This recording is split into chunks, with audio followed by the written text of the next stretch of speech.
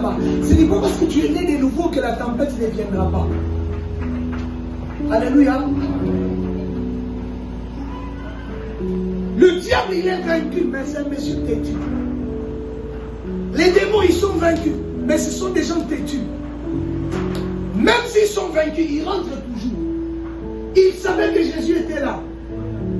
Ils viennent quand même pour déranger la marche de Jésus. C'est que même quand tu es né de nouveau, les démons peuvent venir te déranger un jour. Mais c'est pour deux raisons. S'ils viennent, si la tempête vient, c'est pour deux raisons principales. Il est dans la prière. La première raison, c'est pour savoir si tu es conscient que celui qui calme la tempête est avec toi. Alléluia. Frère, mais lis-moi la suite. Quand la tempête souffle, et ils font quoi? 38, la Bible dit. Et lui, il dormait à la poupe sur le coussin. Jésus, quand la tempête vient dans ta vie, Jésus, il est à l'intérieur. Quand la tempête vient dans ton travail, Jésus, il est à l'intérieur. Quand la tempête vient dans ton mariage, Jésus, il est à l'intérieur. Mais les démons, ils veulent seulement savoir si tu es conscient maintenant, toi, que Jésus est là et qu'il peut calmer la tempête. La suite, on dit quoi? Ils le réveillèrent et lui dirent, Maître, ne t'inquiètes-tu pas de ce que nous périssons? Il dit, mais je l'imagine, ça c'est ma propre version, ce n'est pas la Bible du frère, ça c'est ma propre version. La tempête commence. Pierre, il se lève, il dit, tempête, ça, il n'y a rien, Jésus a déjà parlé. Et puis il rentre, il dort un peu, il veut faire comme Jésus. Et puis André vient le réveiller et dit, beaucoup bon, tempête, il y a un délai. Ils disent, non, on va prier, c'est pas la maman, on va t'attendre pour ton oreille. Dieu, il est ça, on a vu quand Dieu tempête, c'est quoi qui m'a dit qu'il n'a pas l'obanisha. C'est comme ça, tu es né de nouveau. Des fois, les problèmes viennent. Tu te dis, ah, ça va rien faire. Et puis, au moment où tu sens que ça commence à devenir sérieux. C'est là que Pierre, maintenant, on avait. Tu touches les mailles.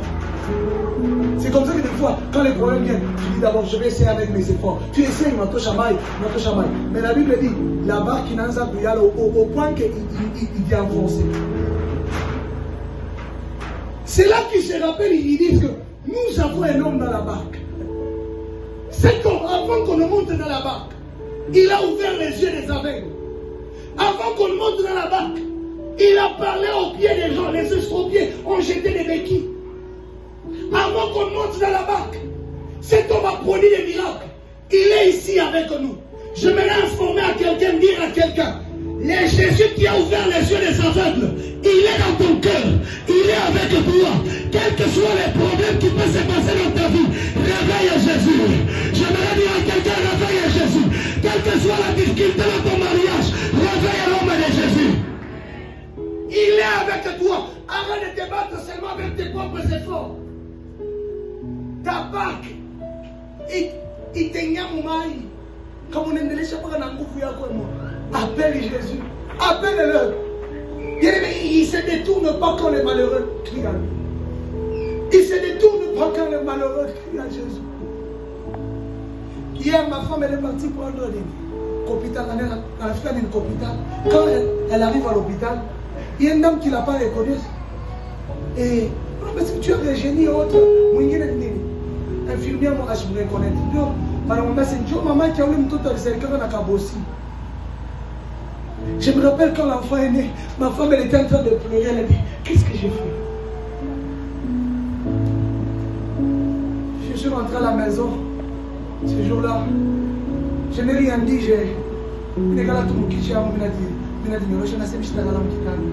vais chercher seulement un seul homme. Si Jésus dans la Bible il a fait ça, il est capable de ramener mon fils normalement. Il est capable de les restaurer. Et j'ai prié. Et on a dit à la dame, celle qui avait l'enfant, non mais c'est pas là. Bébé où il est possible, il disparaîtra là, tout pas dans les cheveux moins. Il disparaîtra pas dans les cheveux moins. Bébé est normal. Ah, bien ouais, il n'a pas allé les bosser, il chaque ville, il faut attendre un mois. Il dit, quand on doit en pâtir, madame, c'est pas que les cheveux moins et les chaque. Bien aimé, c'est que la main de l'homme ne peut pas faire. La main de ton Dieu qui est en toi peut peut faire ça? Pourquoi est-ce que quand tu as des problèmes, la première des choses, premier réflexe, c'est ton téléphone. Le premier réflexe, ça doit aller à... Viens intervenir. Ce matin, j'aimerais dire à quelqu'un qui est en train de dire à Jésus, papa, regarde mon travail, il y a un problème. Je vois Jésus s'élever dans ta barque. Je vois Jésus, bien-aimé, calmer la tempête au nom de Jésus. Il peut calmer la tempête. Il peut calmer la tempête, quelle que soit la rudeur de la tempête. Jésus a la capacité de calmer ça. Alors c'est pourquoi quand les problèmes viennent, ils viennent seulement savoir si tu es conscient que tu portes la voix de Jésus qui calme la tempête. Les disciples ils se disent, ah, on veut mourir comme ça, mais lui il est là-bas à l'intérieur. Non, je ne peux pas mourir. Maman, ton mariage ne va pas mourir. J'aimerais dire à un bien-aimé, ton travail ne va pas mourir. Ce n'est pas en vain que tu as reçu Jésus. Alléluia. Même si bien aimé quelque chose est mort, dès que Jésus vient, la connotation change. Lazare qui était mort, il est rentré à la vie. J'ai besoin de ta foi ce matin. La deuxième des choses qui est la tempête vient, malgré que Jésus est dans la barque, c'est pour savoir si tu vas exercer l'autorité que Jésus t'a donnée. Jésus, avant de partir, il dit ceci aux disciples. Tout pouvoir m'a été donné. Tout pouvoir. Les Jésus que tu as dans ton cœur. Tout pouvoir. Tout pouvoir. Le pouvoir même de dire à ton mari peut-être qu'il va aller dehors, de les prendre, de les remettre sur le chemin. Il a ce pouvoir-là. Le pouvoir de te mettre dans le cœur de ton chef. Les Jésus que je prêche ce matin, il a ce pouvoir-là. Mais quand la tempête vient, elle se dit, je vais voir si tu vas exercer l'autorité. Parce qu'il y a des gens qui ont des armes, mais qui ne savent pas tirer. Alléluia. J'étais en train de dire à quelqu'un, j'ai dit, vous savez, avec l'insécurité qui commence à crier fort, beaucoup de monde là-bas, mais pendant que je lui parlais de ça, je me suis rappelé qu'il y a des gens à l'espoir de l'arme. Dès que tu as acheté pour la chocolat au moulin, na arme na yacha, anenda tia guitare. Alléluia. Il y a des gens comme ça, non? J'étais en train de voir, c'est pas, mais c'était un film tiré de la réalité. Ben la fille a pour vite avec elle. Mon dans notre massage chez la vie. Ananza courir. Ni kumalari, et il y a des gens comme ça aussi qui ont cette arme puissante. La Bible parle de Jésus en disant ceci, qu'il a reçu le nom qui était placé au-dessus de tous les noms, afin qu'au nom de Jésus, que tout genou, dans le ciel, sur la terre, sous la terre, puisse fléchir devant le nom de Jésus, et qu'il confesse qu'il est Seigneur à la droite du Père. Bien-aimé, tu as seulement le plus puissant. Mais pourquoi tu as peur? C'est comme ça que quand Jésus se réveille, il calme la tempête. Après avoir calmé la tempête, au verset 40, il se tourne vers les disciples pour leur dire, pourquoi avez-vous peur? Homme de peu de foi. Il y avait déjà une parole qui était sortie en disant quoi? Allons sur notre bord. Bien-aimé, si Jésus a déjà libéré une parole sur ta vie, quelles que soient les difficultés, quels que soient les obstacles, cette parole est capable d'être ton véhicule blindé pour t'amener jusqu'à la destination. La parole de Dieu est mon véhicule blindé pour m'amener jusqu'à la destination. Quand tu es sur le véhicule, je n'ai pas peur parce que je suis caché dans la parole de Dieu. C'est ce que Pierre dit à Jésus, il dit quoi? On a travaillé toute la nuit, mais sur ta parole, je jetterai le filet. S'il dit une parole, je crois tellement dans cette parole. C'est comme ça que je disais même à un frère, si tu veux ressusciter les morts, il va d'abord entendre la voix de Dieu. Si tu dis cette personne-là ne va pas mourir, même si elle meurt, frère, ces jours-là, porte ta veste, porte ton cravate, c'est le jour de la résurrection de cette personne. Parce que la parole de Dieu ne peut jamais tomber sans accomplir des effets. Bien aimé, que toutes les prophéties qui t'ont été dites, que tous les rêves que Dieu t'a montrés, je déclare l'accélération de l'accomplissement au nom de Jésus-Christ de Nazareth. L'accélération de l'accomplissement au nom de Jésus-Christ de Nazareth. Pendant que tu es dans ton meilleur amen, que cette parole se coule à ta destinée.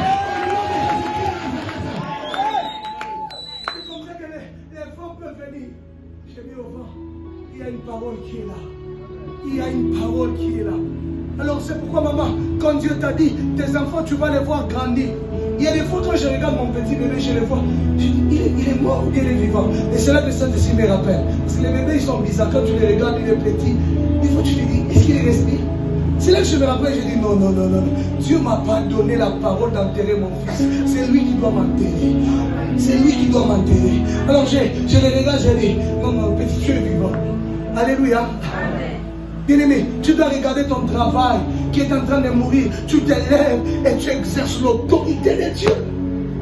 Mais Jésus qui est en toi, il est autoritaire. Le pouvoir qu'il nous a donné, c'est pour jouer avec. Non, ce n'est pas pour jouer. C'est pour que quand tu entres au boulot, même quand il y a quelqu'un, comme les bâtons d'arrow, afin bien aimé d'avaler son pouvoir.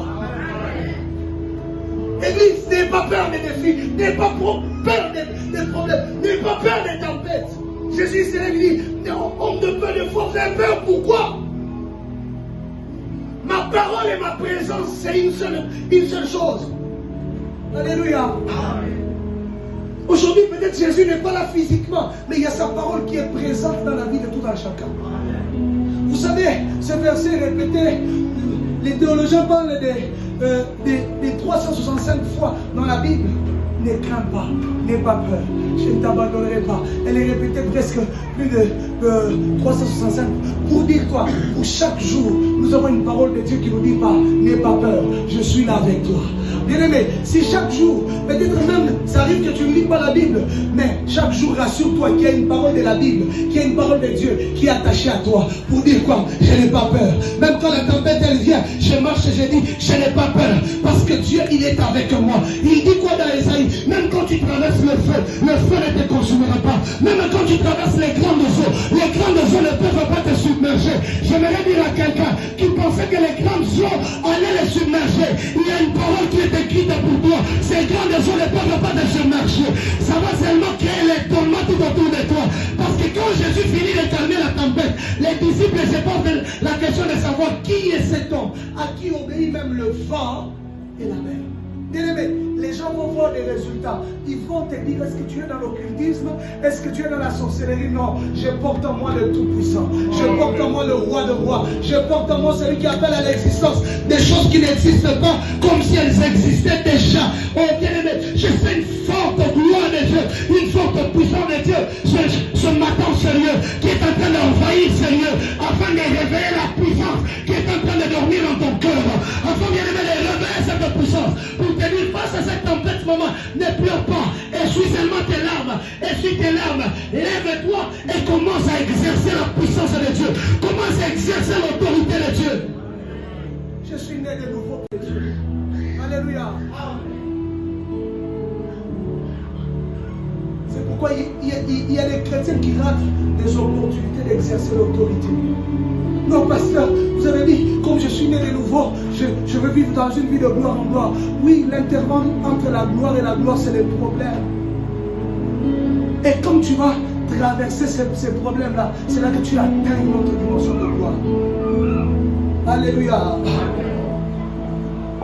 La deuxième des choses, le deuxième exemple que j'aimerais donner, c'est l'exemple de l'église primitive.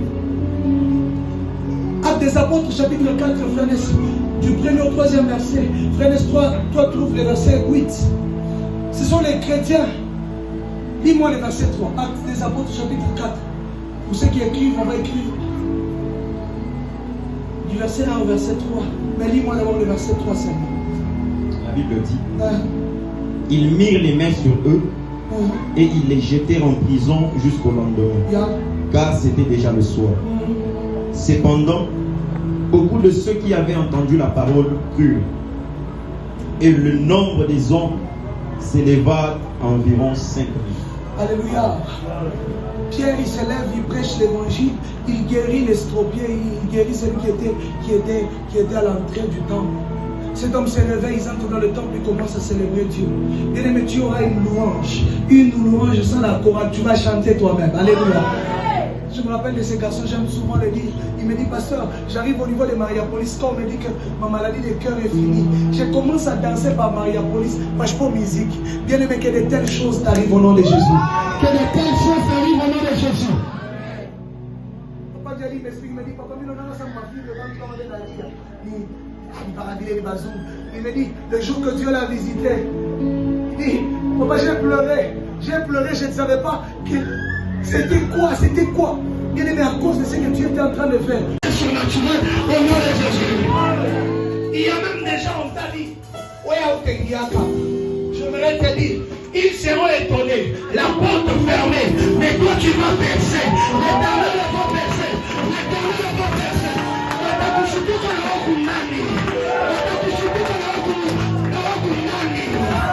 Il t'ont dit, toi, dans les grandes entreprises, tu ne peux pas entrer. Ils seront seulement étonnés qu'ils sont dans les mêmes bus que toi. Ils seront étonnés de te voir dans les mêmes bus que eux. Il y a des gens, tu as donné des gens qui pouvaient t'ouvrir des portes, qui pouvaient te faire des opportunités. Ils n'ont pas pu faire pour toi. Laisse-moi te dire, en ces 6 mois, c'est les 6 mois de percée. Les 6 mois de percée. Ils seraient étonnés, il a déjà signé ton document, ton dossier, sans se rendre compte. Pourquoi le Seigneur va pas percer pour toi? Le Seigneur va pas percer pour toi. Je déclare que je déclare comme prophète de l'Éternel, qui ne perce surnaturel, que le palus son honneur.